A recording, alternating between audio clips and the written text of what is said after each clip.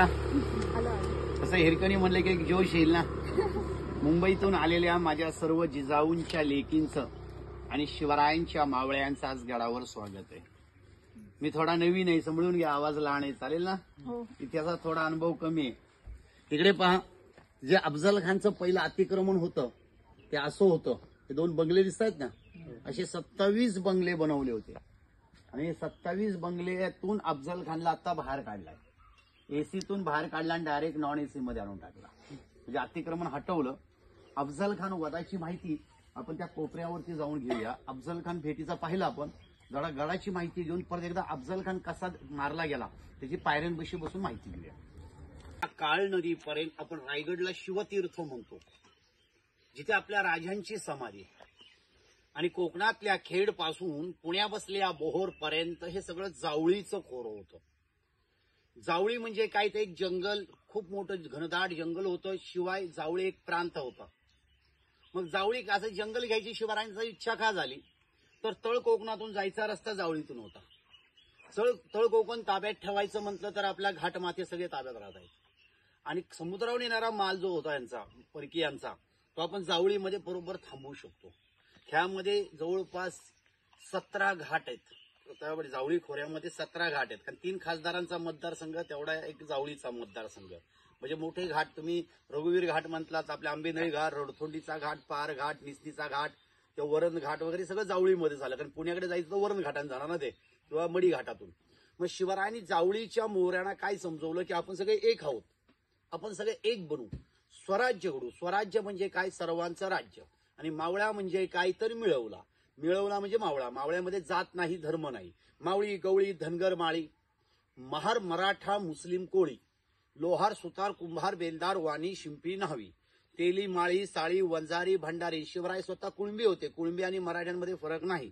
जो शेतामध्ये गेला तो कुळंबी झाला आणि लढाईवर गेला तो मावळा झाला, म्हणजे तो मराठा झाला, मावळा झाला. मग नंतर शेवटी सगळे मराठे एकच आहेत. जसं आगरी आणि कोळी एक म्हणतो आपण तसं. मग शिवरायांनी जावळी घ्यायचं कारण तर आपल्या तुळजापूरला लांब पडायचं.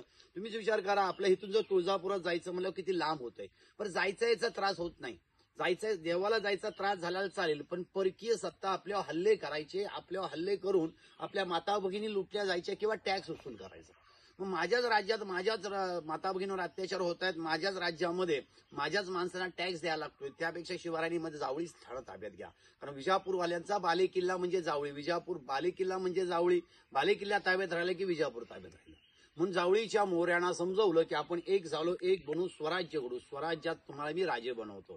तेव्हा चंद्रराव मोहऱ्यांचा निरोप आला, तुम्ही नकली राजे आहात, नामदार राजे आहात. येता जावळी जाता माऊली. तुमचे ओठ पिळले तर दूध बाहेर निघेल, म्हणजे तुम्ही लहान आहात अजून माझ्यापेक्षा. मग तुम्ही आमच्या नादी लागू नका. उद्या यायचं जावळी स्वारी करून तर आजच या. मग त्याच रात्री शिवरायांनी जावळीवर स्वारी केली. भोरचे बांधल जवळी केले, बाजीप्रभू घेतले आणि निसनीच्या घाटातून वरती आले आणि जावळीवर अचानक हल्ला केला. जावळी ताब्यात आली. 2 वर्ष 1 दिवसात राजाने हा छोटासा किल्ला बांधला. जास्त मोठा नाही, फक्त 52 एकर आहे. प्रतापगड 52 एकर आहे. शिवतीर्थ रायगड 1265 एकर आहे. आता तुम्ही किती किल्ले पाहिले माहित नाही, तुम्ही महेश सरांबरोबरच किल्ले पाहिलेत. मी तुमच्यापेक्षा 4-5 किल्ले कमी पाहिले असतील, कारण तुम्ही माझे बरेच पाहिलेत. माझे फक्त 75 किल्ले पाहून झालेत. जलदुर्ग 69 आहेत, त्यामध्ये मी 13 पाहिलेत. आणि तुमच्या समुद्रकाठाला बरीच जलदुर्ग आहेत, त्यामुळे जलदुर्ग 69 अधिक 360 किल्ले, त्यातले मी ते 75 आणि हे 13 पाहिलेत. म्हणजे मी तुमच्यापेक्षा कमी पाहिलेत. म्हणून आम्ही नेहमी सांगतो की बड्डेला एखादा हॉटेलवर जाऊन बड्डे करण्यापेक्षा एखादा आपण किल्ला करू. आता बघा, प्रत्येकाचा बड्डे येतोच दरवर्षी. आता दादांचा बड्डे आला की तुम्ही सगळ्यांनी खर्च करायचा, त्यांना बड्डेला घेऊन जायचा. तुमचा बड्डे आला, बाकीचे खर्च करणार, दादा त्यात आलेच. असं मी प्रत्येकाच्या बड्डेला एक एक किल्ला केला तर माझ्यापेक्षा तुमचे जास्त किल्ले होतील. आणि एखाद्या हॉटेलवर जाऊन बड्डे करण्यापेक्षा किल्लेच बघू ना. मग शिवरायांनी 2 वर्ष 1 दिवसात किल्ला बांधला. 1656 ते 1658, 1655ला जावळी जिंकली चंद्रराव मोहरेकडून. 1656 ते 1658 2 वर्ष 1 दिवसात किल्ला बांधला. आणि विजापूरची राणी घाबरली. तिचं नाव आहे बडी बेगम साहेबा. कारण त्यावेळीच्या शाही 4 आहेत, निजामशाही, आदिलशाही, कुतुबशाही, मोगलशाही. ह्या 4ही शाही आपल्याला शिकवल्या जातात कधी तर 4थीमध्ये. आणि आपल्याला मी म्हटलं की आजच्या पिढीला लोक इंग्लिश शाळेत मुलांना टाकायला लागले आणि इंग्लिश शाळेमध्ये दिल्ली बोर्डाला इतिहासच नाहीये. आपण खूप मागण्या केल्यात.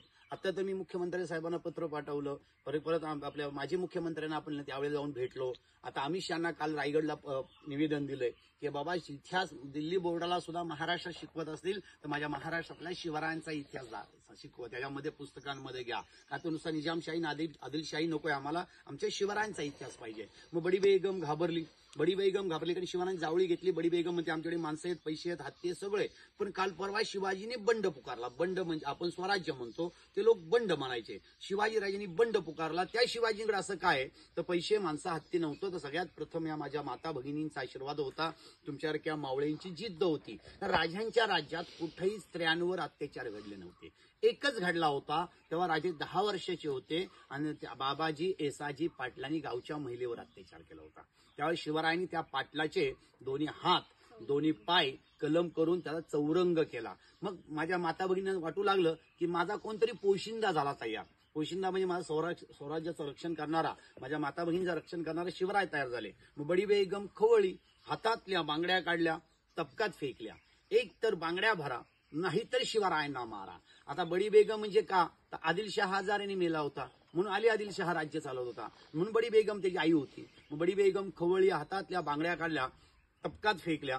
एक तर बांगड्या भरा, नाही तर शिवरायांना मारा. त्यावेळी का कोपऱ्यामध्ये उभा असणारा अफजल खान तयार झाला. हा अफजल खान जणू उंचीला 7.25 फूट होता.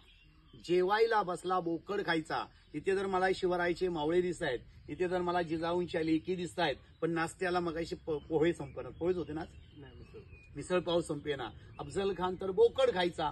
एवढी जाड पहार आहे. ती पहार आता आपण भवानी मंदिरात पाहूया.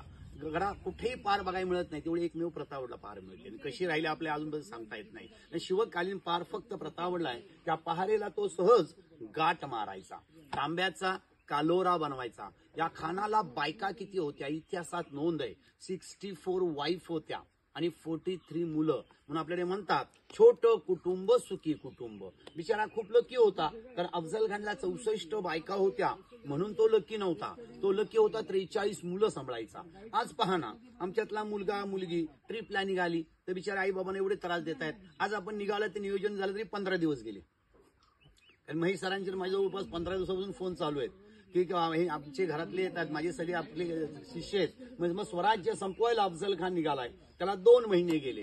आता सांगा 2 महिन्यामध्ये शिवरायांचे गुप्तहेर या अफजल खानच्या फौजेत जाऊन दाखल झालेत. त्यांचं नाव आहे बहेरजी नाईक. दगड दाखवतो बघा, दुसरा डोंगर आहे ना, तो मधुमकरंद दगड आहे. इकडे गडाचा दरवाजा दिसत नाही, तिथे गुफा आहे. ही गुफा इथपर्यंत होती आणि पहिल्या पायरीला पाया पडू, तिथे जाऊन माहिती घेऊ.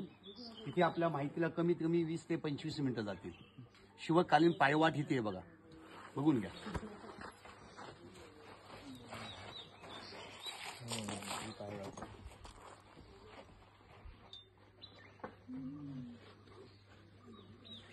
अफजल खानची पूर्ण माहिती घेत आहेत. खान जेवतो किती, खानाची हाईट किती आहे, खानाचा अंगरखा किती जाड आहे. आणि खान निघताना विजापूरहून 100 हत्ती, 300 उंट, 1200 बैलगाड्या घेऊन निघाला. फरमान सोडलं, चला शिवाजीच्या मुलकात चला, धुमाकूळ घाला, अत्याचार करा, गाव बेचिराग करा. कारण शिवाजींची ताकद ही माता भगिनींवर आहे. त्या जर उद्ध्वस्त केल्या तर शिवाजी पुढे येतील, दैवत तोडली तर शिवराय पुढे येतील. म्हणून अफजल खानने फरमान सोडलं, चला शिवाजींच्या राज्यात चला, अत्याचार करा, पोरीबाई लुटा. आता अफजल खानचा आदेश आहे, माझ्या राजांचा इतिहास वाचा. कल्याणची सुभेदार सून राजा लुटीमध्ये मिळाली, तिची साडी चोळी देऊन पाठवणूक केली आणि राजे म्हणतात आमची माता भगिनी समजून घेऊन जा. आमची माता इतकी सुंदर असती तरी आम्ही सुंदर झालो असतो. आणि आज आमच्या पोरांसमोर एखादी पोरगी निघाली, त्याचं पोरगं म्हणतं काय झाला आयटम आहे. मी म्हणतो अशा मुलांना फोडून काढलं पाहिजे. कारण या महाराष्ट्रात या जिजाऊंच्या लेकींचा आदर केला तर उद्याचं स्वराज्य जिजाऊ माता भगिनींचं होईल, अहिल्याबाई रमाबाईंचं होईल. त्यापेक्षा वेगळा इतिहास वाचा. पुण्यावर शाहिस्ते चाल करून आला, म्हणला शिवरायचं राज्य केवढं, माझ्या डाव्या हाताच्या 4 बोटांनी एवढं. अनेक वेळा शाहिस्ते बोटं नाचवत आला. मग शिवरायांनी काय केलं, शाहिस्तेची फक्त 4च बोटं तोडली. जिवावलं, बोठावर निभावलं, बोटे तुटली. शाहिस्त्या पोरणी पाहिलं, लढाई चालू आहे, अबुजान मामुजान हल्ला झाला. त्या मुली घाबरल्या. त्यांना म्हटलं निजामशाही, आदिलशाही, कुतुबशाही सारखी शिवरायाची लोक आली तर आम्हाला लुटून येतात का काय, म्हणून त्या मुली घाबरल्या. त्यात एक हुशार मुलगी होती, ती एका बॅलरमध्ये लपली, ते झोपून गेली. लढाई शांत झाली, दासी जमू लागले, सेवक जमू लागले, पण शाहिस्त्याची पोरगी दिसत नाही. म्हणून शाहिस्त्याची बहीण शाहिस्त्याकडे धावत धावत आली, म्हणली चला चला शिवाजींचा पिछा करा. शिवाजी राजाच्या लोकांनी आपली मुलगी पळवून नेली. तेव्हा शाहिस्ते बहिणीला समजवतोय, शिवाजी राजावर आरोप करू नका, शिवाजी राजा एक कृत्य करू शकत नाही. चुकून जरी शिवरायाकडे मुलगी गेली असेल तर शिवराय स्वतःच्या मुलीसारखा आपल्या मुली सांभाळ करतील. त्या औरंगजेबच्या बखरीमध्ये लिहिले, त्याला बुर्जी म्हणतात. औरंगजेबाला लिहून ठेवायची सवय होती, त्या बखरींमध्ये उल्लेख आहे. आणि अफजल खान निघताना 100 हत्ती, 300 उंट, 1200 बैलगाड्या घेऊन विजापूरहून थेट गेला तुळजापूरला. आपण नेहमी घोषणा देता का नाही, जय भवानी जय शिवराय. आज बसून घोषणा बदलायची. आपण आपल्या आई बाबांना कधी अरे तुरे म्हणत नाही, आपण आपल्या गुरुजनांना अरे तुरे म्हणत नाही.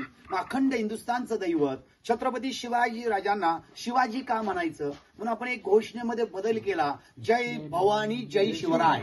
शिवराय म्हणले की ऊर्जा वाढते, शक्ती वाढते. चालेल ना, शिवाजी म्हणायचं.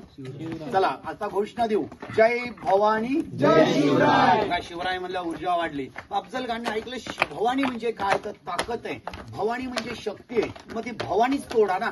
अफजल खानने तुळजा भवानीला जात्यामध्ये घातलं, भरडलं, तिचे राही तुकडे केले, त्यावर गायीच्या रक्ताचा अभिषेक घातला आणि तिथून निघाला तो पंढरपूरला पोहोचला. पण पंढरपूरमध्ये अफजल खानला काहीच हाती लागलं नाही, कारण पंढरपूरच्या पुजारी लोकांनी त्या मूर्त्या आहेत त्या तळघरात ठेवल्या होत्या. आता बघा तळघरात 4 मूर्त्या सापडल्या. मध्ये मी विश्वास पाटील माझे मित्र आहेत, यांची छावा पिक्चरला त्यांची बरीचशी माहिती आहे. ते विश्वास पाटील आणि इंद्रजित बरोबर मी स्वतः जाऊन त्या मूर्त्या पाहून आलो. खरंच शिवकालीन आहेत का, कारण मला अभ्यास म्हणून बघायला गेलो होतो. तर अफजल खानने त्या मूर्त्या त्यावेळेला अफजल खानला घाबरून ठेवल्या होत्या, त्या आता बाहेर काढलेत. आपल्या हिंदू संस्कृतीमध्ये जर मूर्ती खराब झाली तर आपण त्याला विसर्जन करतो, ठेवत नाही, नवीन बसवतो.